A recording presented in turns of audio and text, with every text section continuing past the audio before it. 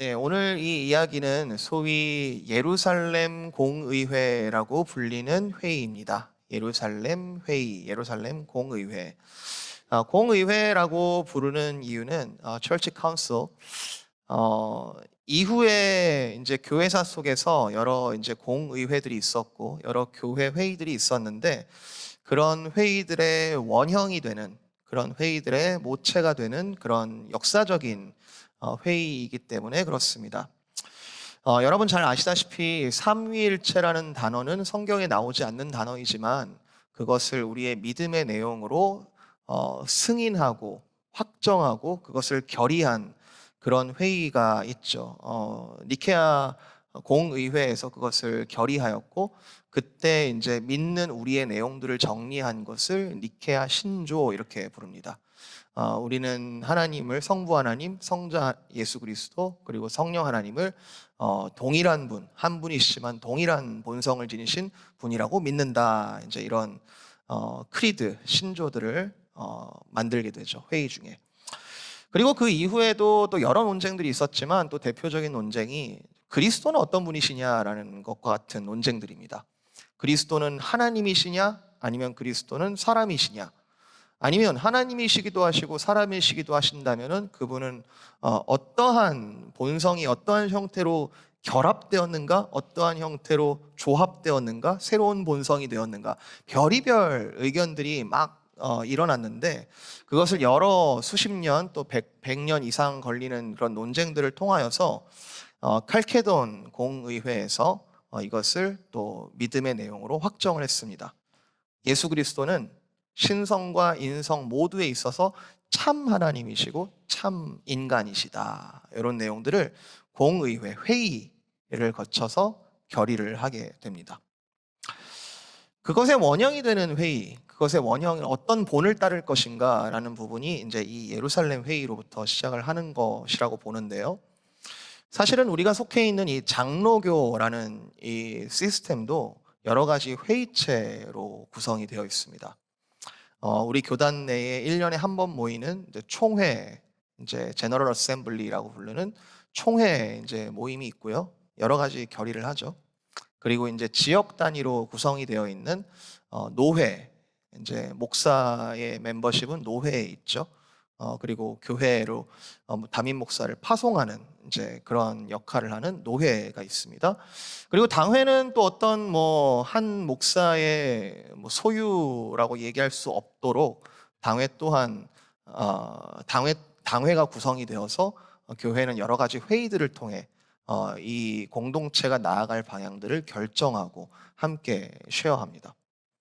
이런 면에서 교회라는 곳은 여러 가지로 표현할 수 있을 거예요. 하나님의 집, 또 하나님의 가족들, 또 그리고 하나님의 예수 그리스도의 머리 되심이 이제 우리의 각 지체로 모여지는 하나의 구성원들 이런 식으로 교회를 묘사할 수 있겠지만 오늘 이런 면에서 볼 때는 교회는 항상 회의를 하는 곳입니다. 교회는 여러 가지 갈등들, 다툼들, 변론들 앞에서 여러 가지 회의들을 통해 우리가 어떤 방향으로 어떻게 행동하고 어떻게 정할 것인가를 회의를 통해서 항상 결정하는 그런 곳입니다. 그런데 잘 생각해 보면은 믿는 자들 사이에서 왜 회의를 해야 되지? 라는 질문을 해볼 수 있어요. 믿는 자들 사이에서 논쟁이 일어나는 것은 과연 정상적인 일인가? 라는 생각을 해볼 수 있습니다. 저도 아마 여기 계신 분들이 경험들이 여러 가지 있으실 거라 생각이 드는데 여러 경험들을 통해서 교회가 더 정확하게는 이제 교회 내부에서 교회끼리 서로 싸운다라는 게 이게 말이 되는 일일까? 라는 생각을 한두 번 해본 적이 아니었습니다. 아니, 믿는 자들끼리 의견이 갈릴 수 있는 것일까? 하나님이라는 한 분, 예수 그리스도라는 유일한 구원자, 그리고 그를 믿는 자에게 주어지는 한 성령이 있다면 서로 논쟁이 없어야 되는 거 맞지 않나? 물론 이제 교회와 믿는 자들과 믿지 않는 자, 그러니까 교회와 외부와의 충돌, 갈등, 이로 인한 어떤 변증이라든지 심지어 우리가 보았지만 순교와 같은 일들이 일어나는 것은 이해가 됩니다. 왜냐하면 빛과 어두움은 같이 갈 수 없기 때문에 그렇죠. 복음은 항상 거짓과 항상 싸움이 일어날 수밖에 없고 그것에서 나오는 갈등들을 우리는 피할 수가 없습니다. 그런데 빛끼리 싸우는 건 좀 아니잖아요. 빛끼리 논쟁을 하고 빛끼리 이렇게 부딪히는 것은 좀 이해가 되지 않지 않습니까?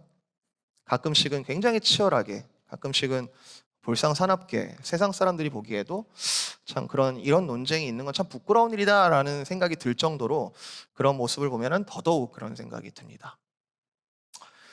제가 목사 안수를 6년 전에 받았는데요. 아마 그때 이제 같이 계셨던 분들은 좀 이렇게 기억이 나실지도 모르겠습니다. 그때 제가 제 멤버십은 이제 당시 한국에 있었던 노회에 소속이 되어 있어서 목사 안수를 이제 한국에 있는 노회에서 이제 받게 되는 그런 상황들이 있었습니다. 근데 그 해에 제가 한국을 2번 갔다 왔어요. 한 번에 받지를 못하고 여러 가지 상황들을 거쳐서 2번째 가가지고 이제 목사 안수를 받게 됐는데 이유는 노회가 분쟁 중에 있었기 때문에 그렇습니다. 노회 내에서 여러 가지 다툼이 발생했고 이렇게 주장하는 쪽, 저렇게 주장하는 쪽. 그런데 봉합하기에는 아직 좀 요원하고 그러나 서로가 서로에게 징계를 선언하는 참 많은 생각들이 들었었어요. 그리고 저에게 있어서도 어떤 의미가 있었냐면 나중에 이제 이 분쟁이 봉합될 때 한쪽이 지거나 한쪽이 뭐 다 했던 결의들이 다 틀렸다라고 무효라고 해버린다면 제가 만약에 이쪽에서 이제 안수를 받게 되면은 제 안수도 다 무효가 되는 이제 그런 상황이 된 거죠. 돌아보면 은혜였습니다. 돌아보면 은혜였고 정말 은혜로 하나님께서 역사하신 것은 맞지만 그러면서 드는 생각은 어떻게 빛끼리 싸울 수 있지? 그리고 이런 다툼들, 이런 심한 갈등들을 하나님께서는 어떤 과정을 통해서 이끌고 계시며 어떻게 바라보고 계시며 또한 주의 자녀들은 이것을 어떻게 이해해야 할까? 제가 이런 다툼과 변론들을 믿는 자들 안에서 발생하는 것으로 좀 범위를 한정해 보겠습니다. 여러분은 그러한 일들을 만나게 될 때 어떻게 하십니까? 어떤 반응들을 여러분은 갖고 계십니까? 그냥 눈을 감아버리시나요? 아유, 싸우라 그래. 그냥 나는 이제 가만히 있으면 좀 지나가겠지. 눈을 감아버리십니까? 아니면 피하십니까? 아, 나는 평화주의자야. 나는 싸움은 진짜 아닌 것 같아. 피해버리십니까? 아니면 뭐 주변에 교회들도 많은데 떠나면 그만인가요? 최종적으로? 또는 여러분도 같이 싸우십니까? 이건 아니지 하면서 여러분도 같이 싸우시나요? 잘 싸우기 위해서 목소리를 좀 모으기 위해서 사람들을 이렇게 같이 모으십니까? 교회라는 게 예배만 은혜롭게 잘 드리면 됐지. 이런 갈등들은 왜 생기는 거고, 이 갈등들을 어떻게 우리가 이해해야 할까? 저는 이 문제가 어떤 공적인 영역에서의 어떤 교회 단위의 회의로만이 아니라 사실 우리의 관계 속에서도 자주 드러나는 일이다라는 생각이 듭니다. 우리가 서로 관계할 때에 의견 충돌까지는 아니어도 의견이 다를 수 있잖아요. 그죠? 뭐 부부가 한 몸이라는 건 너무 잘 알지만 한 몸이 아닌 것 같다라고 생각하는 때가 한두 번이 아니고 그리고 여러분의 그 스몰 그룹들 여러분의 그 작은 공동체 속에서도 서로가 의견이 다르기 때문에 생기는 많은 일들이 있을 겁니다. 서로 사랑하라는데 하나님을 사랑하고 이웃을 사랑하는 게 맞다고 하고 서로 사랑해야 된다라는 형제 자매들끼리 아주 실천적인 의미에서 의견이 서로 다르고 부딪히기도 한다라는 것은 굉장히 일상적인 현상이고 그러한 의견을 조율하는 상황, 대처 방법, 우리의 어떤 반응들은 알게 모르게 우리에게 이미 형성되어서 이렇게 해야지, 저렇게 해야지 서로 다른 방법들을 사용하고 있는 것을 우리가 알 수 있습니다. 저는 오늘 이 본문이 교회 회의 또는 각종 회의를 어떻게 해야 되는가, 그런 역사적인 좋은 예로서 이렇게 모본이 되고 있다라는 것은 분명히 저도 인정을 하지만, 그리고 그 갈등의 내용이 다른 것도 아니고 구원에 관한, 믿음에 관한 내용을 다루고 있기 때문에 굉장히 중요한 결의를 한 것도 맞지만, 저는 오늘 이 본문이 예수를 믿는 자라는 동일한 정체성을 가진 자들 사이에서 발생하는 갈등들, 이 갈등들에 대해서 우리가 어떻게 판단해야 되고 어떻게 고민해야 하며 어떤 방향으로 해결하는 것이 맞는지, 조금 우리가 액티브한 우리의 방향성을 이정표로서 가르쳐주고 있다라고 저는 생각합니다. 무엇으로 우리를 인도하시는가?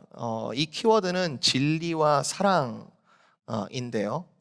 사랑은 진리와 함께 기뻐한다.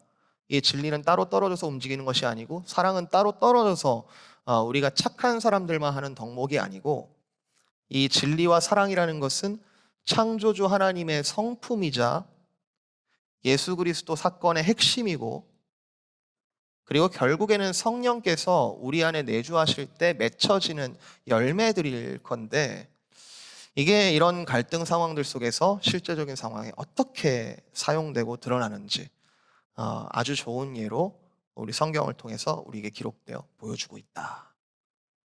결국 우리는 이 일들, 갈등을 통해서도 하나님께서 하신 일들을 우리가 찾아볼 수 있을 텐데요.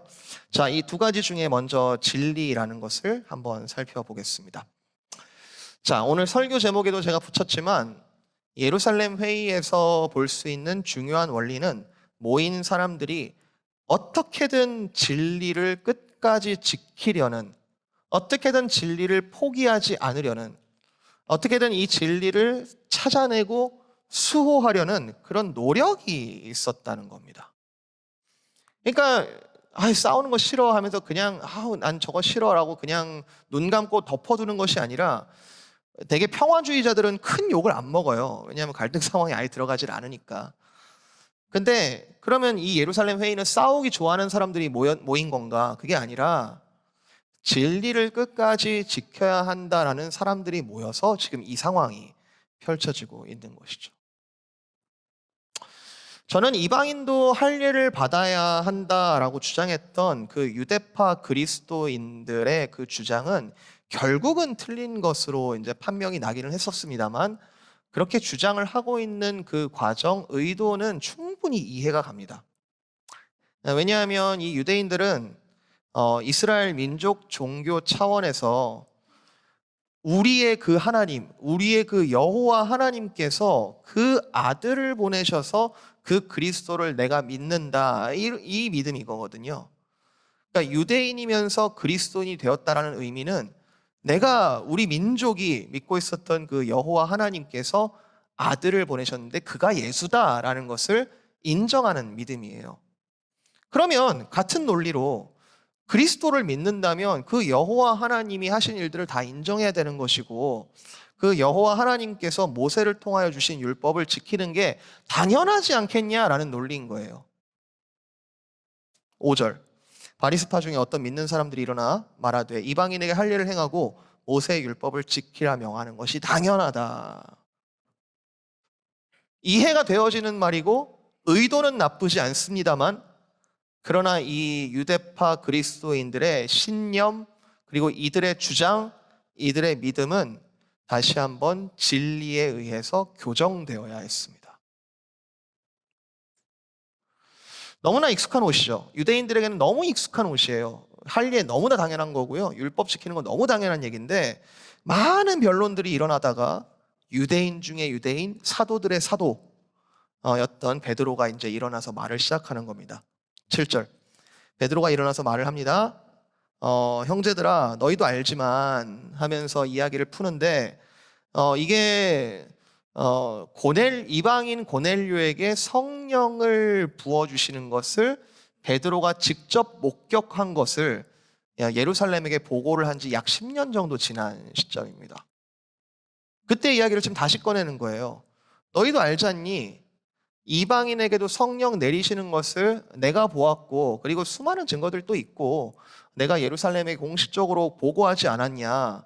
8절 마음을 아시는 하나님이 우리에게와 같이 그들에게도 성령을 주어 증언하시고 믿음으로 그들의 마음을 깨끗이 하사 그들이나 우리나 차별하지 않으셨다. 이방인과 유대인은 믿음에 있어서 본질적으로 차별이 없다. 이거 지금 내가 처음 하는 얘기 아니고 10년 전에 이미 하나님께서 행하신 것 내가 보고하지 않았냐. 사실 여기에 그 유명한 이신칭의의 원리가 그대로 나옵니다. 오직 믿음으로 의에 이른다라는 구원의 핵심 원리가 바울만 이야기한 게 아니라 지금 베드로에게도 그대로 나타나는 것을 볼 수 있습니다. 10절 근데 지금 너희가 어찌하여 하나님을 시험하고 우리 조상 지금 우리도 이 율법을 다 매지 못해가지고 이게 너무 무거운 짐으로 있는 것을 왜 또 이방인에게까지 지우려고 하느냐. 7절, 8절, 9절, 10절 이 흐름이 이 베드로의 논지가 나중에 바울이 쓰는 로마서의 논지와 그대로 일치합니다. 바울도 똑같은 이야기하고 있는 거예요. 율법으로 의에 이를 수 있는 사람이 아무도 없고 오직 그리스도께서 행하신 그 은혜를 통하여서 은혜가 주시는 그 믿음을 통하여서만 우리가 의에 이르지 않냐. 똑같은 얘기를 하고 있는 겁니다.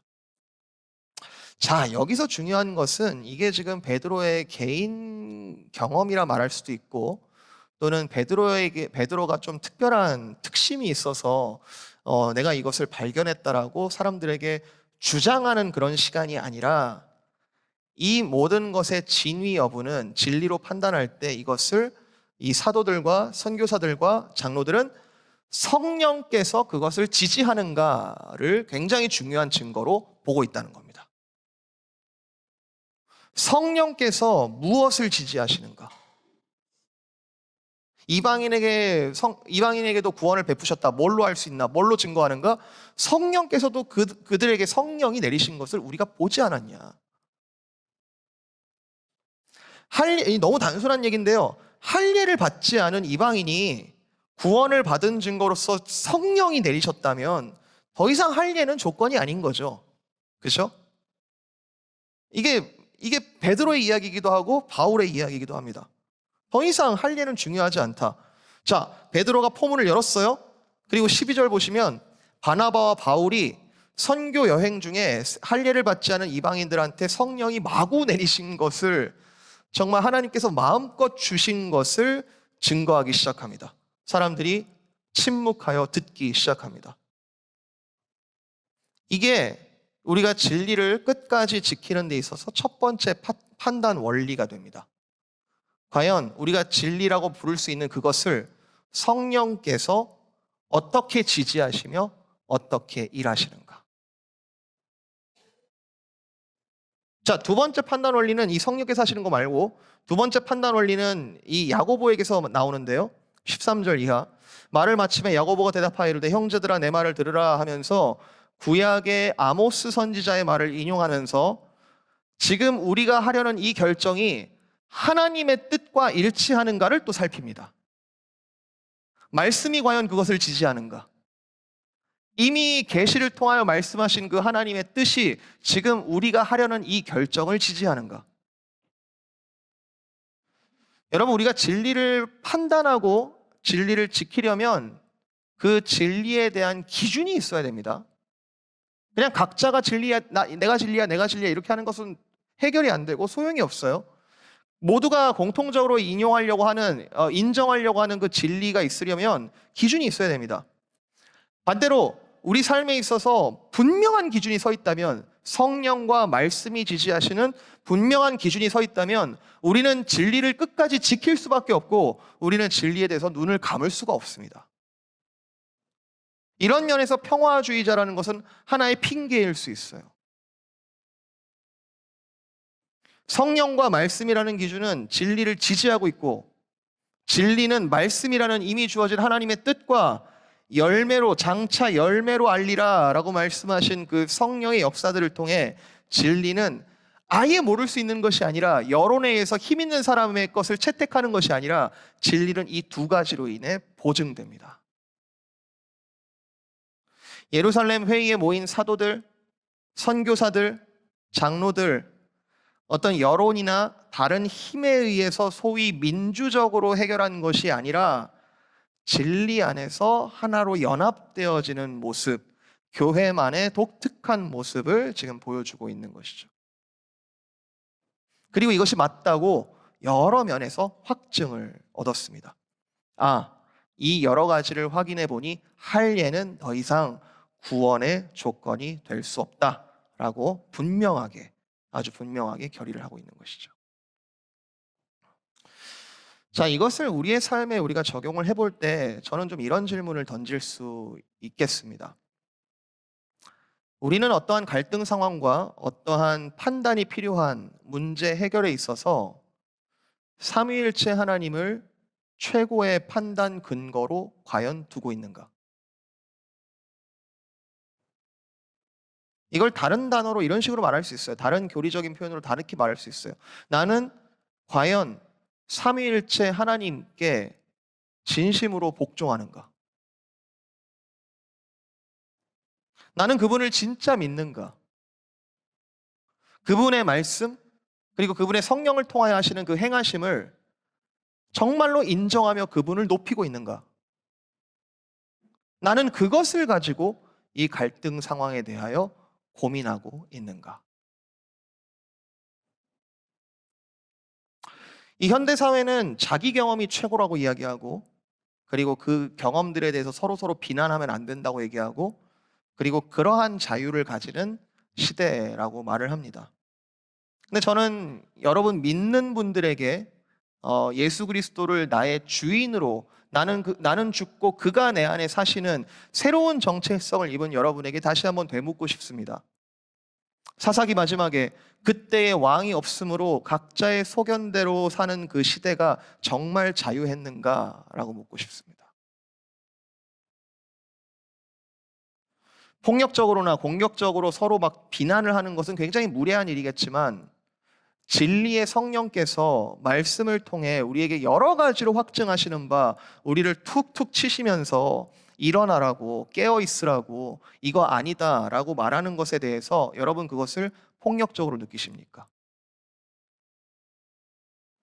그러므로 자기 경험이라는 것은 과연 믿을 만한가 되묻고 싶습니다.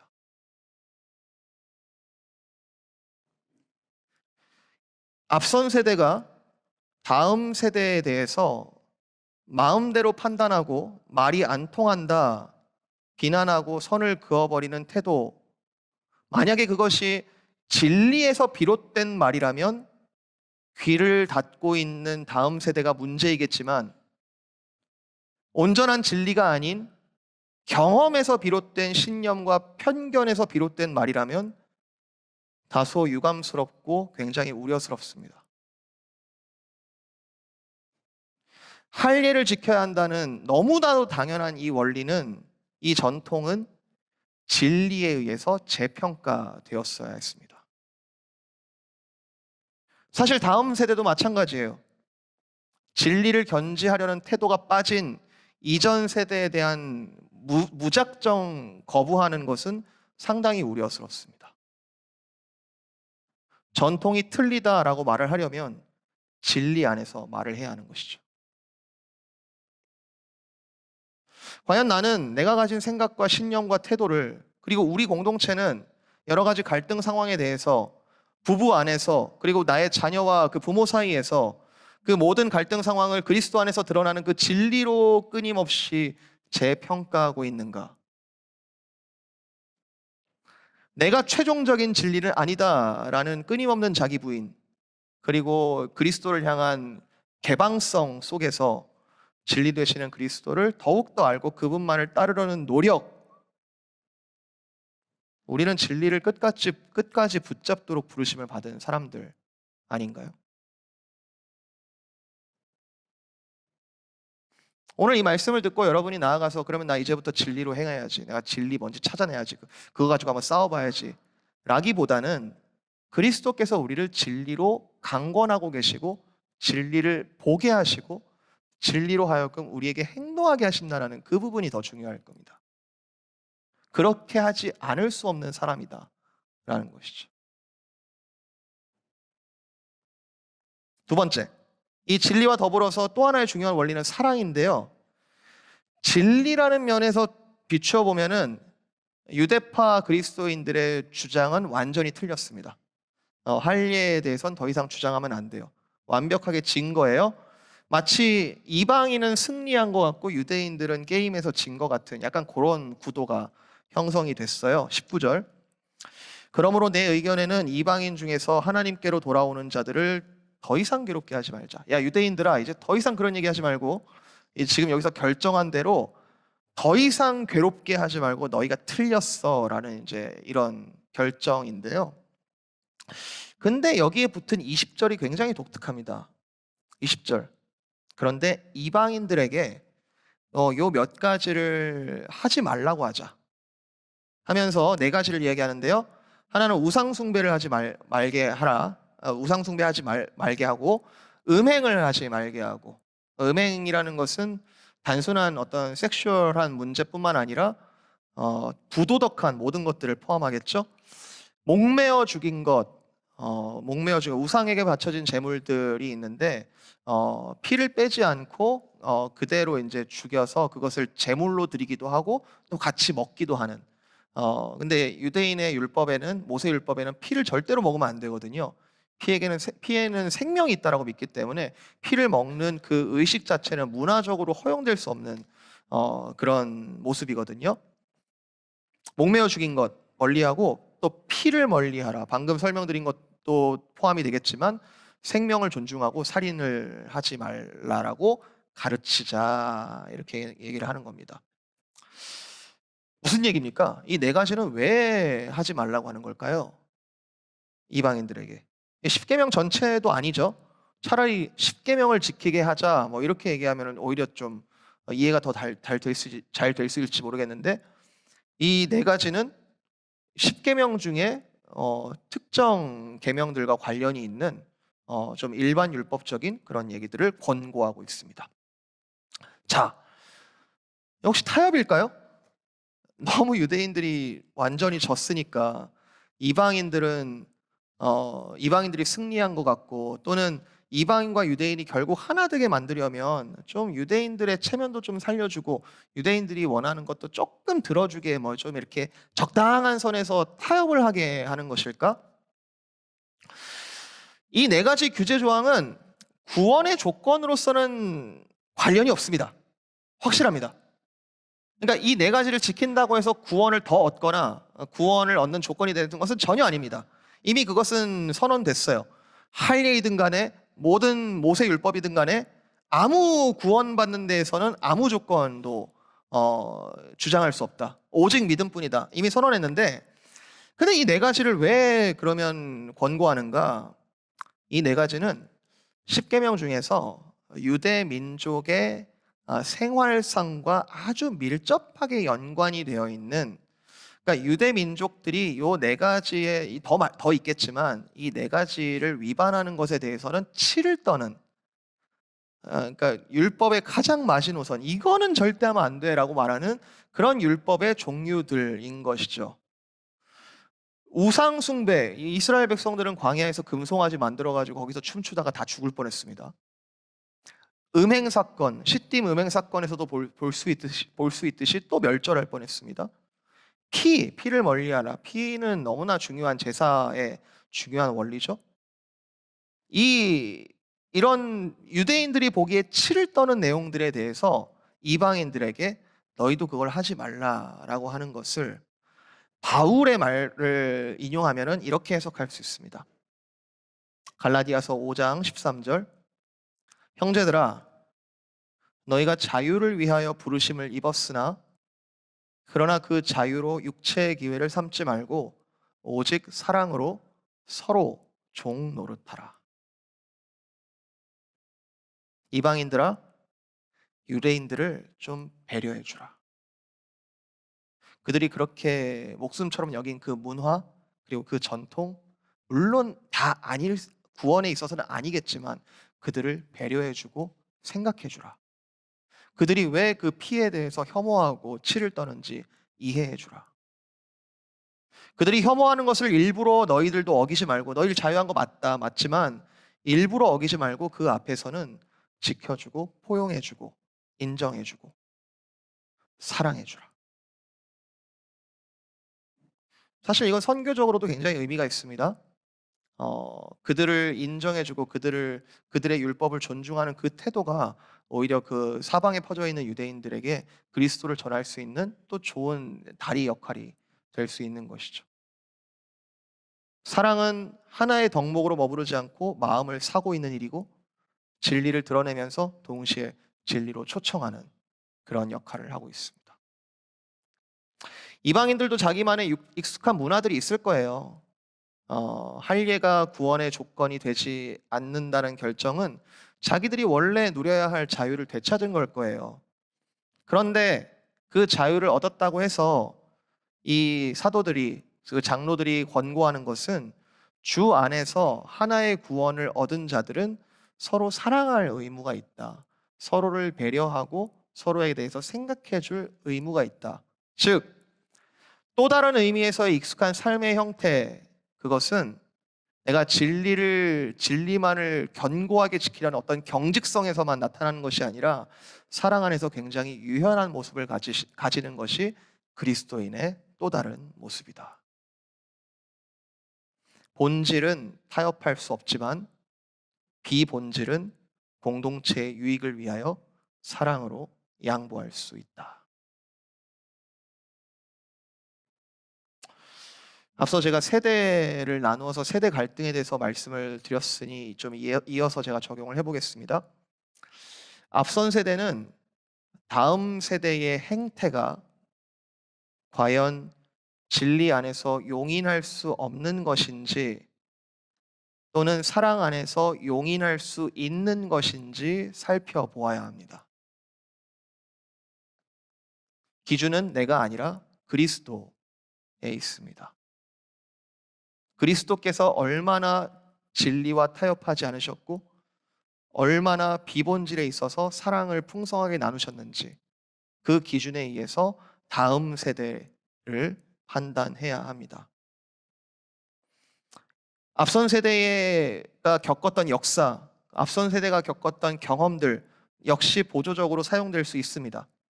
그러나 말씀이 제약하지 않는다면 자유 안에서 허용할 수 있어야 합니다. 앞선 세대와 다음 세대가 충돌하는 것은 진리의 문제입니까? 아니면 신념의 문제입니까? 근데 여기서 제가 참 사랑이라는 것이 얼마나 거대한 힘을 가지는지를 많이 느끼는데요. 많은 경우에 앞선 세대가 넉넉히 사랑을 보여줬을 때 다음 세대는 분명히 변합니다. 여러분 말세 하지 마시기를 바래요. 그리스도 안에서 세상 안 망합니다. 그리스도가 실패하지 않는 한 세상 안 망합니다. 그리스도 안에서 더 사랑할 수 있고 어떠한 갈등과 어떠한 다툼과 어떠한 변론이 있든지 간에 우리는 더 사랑할 수 있습니다. 그리스도인들이 만들어내는 열매, 결실들 결코 계속 줄어들지 않습니다. 교회가 약하여진다고요? 교회가 끝난 것 같다고요? 한 알의 밀알이 땅에 떨어져 30배, 60배, 100배의 결실을 많은 열매를 맺듯이 그리스도인들의 역사관이라는 것은 점점 더 완성을 향하여 나아가는 것이지 멸망으로 나아가지 않습니다. 우리는 그 안에서 본질적인 진리를 수호하며 그리고 충분히 우리가 생각하는 것 이상으로 마음껏 사랑할 수 있는 사람들인 거죠. 반대로 다음 세대는 앞선 세대의 많은 인생의 경험들 그리고 그 많은 유산들에 대해서 역시 사랑으로 포용할 수 있어야 합니다. 인정하는 척 하는 게 아니라 진심으로 앞선 세대의 인생과 유산을 포용하는 것은 앞선 세대에 일하신, 앞선 세대와 함께 하신 하나님을 인정하는 것입니다. 앞선 세대를 딱 자르고 나로부터 새 시대가 열리리라는 착각, 그 착각에 대해서 솔로몬은 분명하게 말했어요. 해 아래에 새로운 것이 없다. 그리고 하나님은 어제나 오늘이나 영원토록 동일하시며 항상 함께 하시며 오늘도 일하신다.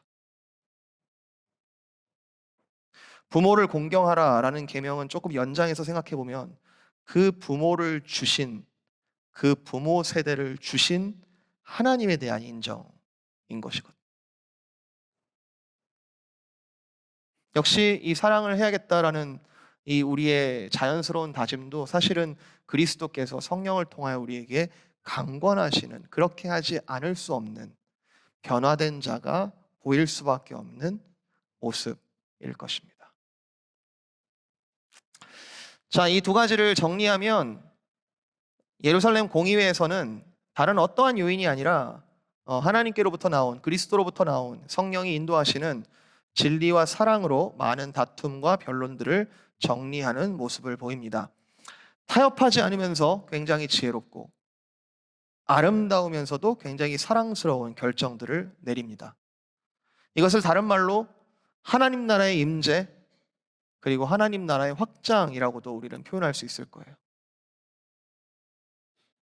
진리와 사랑, 이것은 우리를 창조하신 하나님의 형상을 닮아 창조된 우리가 원래 품어야 할 하나님의 성품 자체이기도 하죠.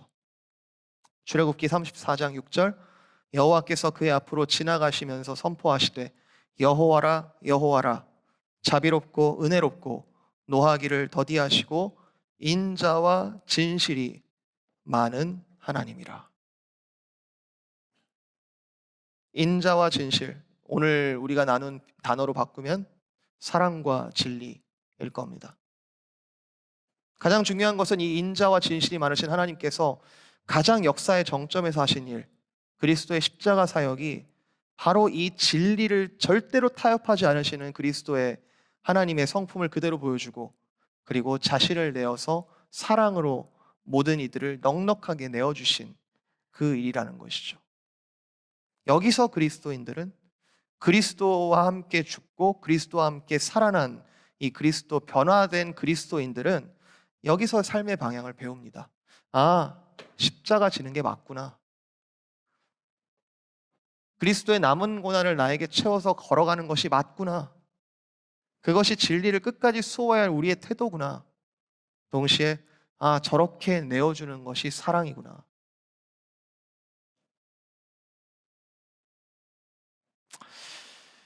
리폼 처치, 개혁교회에 아주 유명한 모토가 있습니다. 개혁된 교회는 계속 개혁되어야 한다.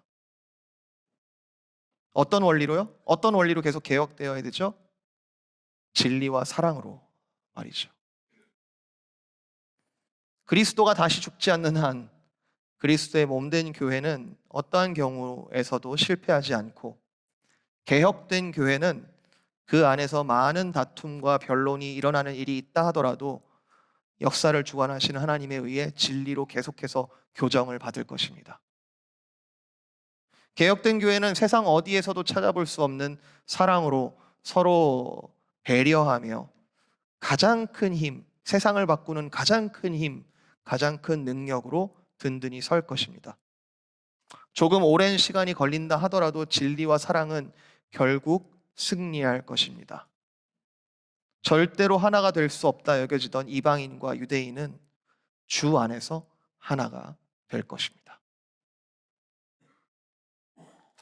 저는 이 원리가 오늘 우리의 내면 세계, 그리고 우리의 가정, 우리의 교회, 우리의 사회, 심지어 이 세계 전체에게 주시는 하나님의 말씀이라고 생각합니다. 내가 진리와 사랑으로 이 땅을 다스리겠다. 그리고 그리스도 안에서 진리와 사랑으로 너희를 다시 세우겠다. 내가 잘해보겠다라는 도덕적인 결단이 아니고요. 이것이 그리스도 안에서만 가능하다는 것. 오늘 이 사도들이, 장로들이, 그리고 선교사들이 너무너무 잘 보여주고 있고, 사도행전 읽어보시면 아시지 않습니까? 사도행전 어느 순간에 교회가 꺾인 적이 언제 있습니까? 성령의 역사가 멈춘 적이 언제 있습니까?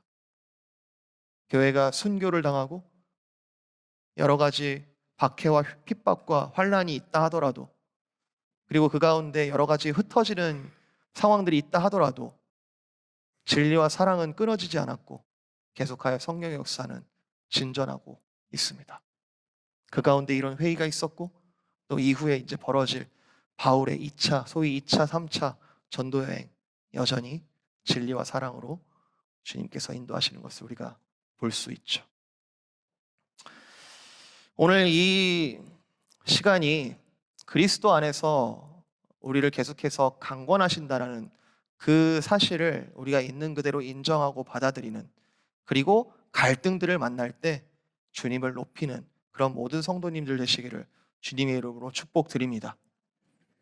모든 종류의 갈등에 진리와 사랑 되시는 그리스도를 앞세우고 우리가 그것을 뒤따르는 저와 여러분 되시기를 바라고요. 교회 또는 아주 일상적인 상황 가운데 여러 갈등들 발생할 수 있습니다.